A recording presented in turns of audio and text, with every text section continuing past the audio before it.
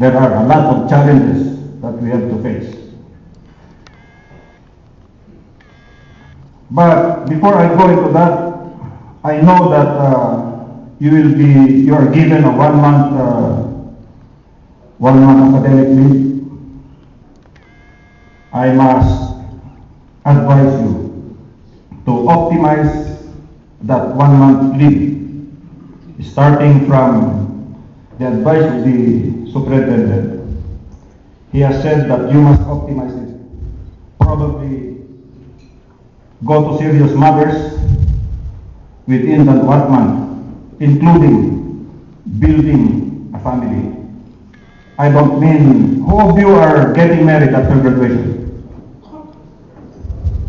Tumayo nga kayo? 1, 2. Let's give them a really big hand. 1, 2, 3, 4,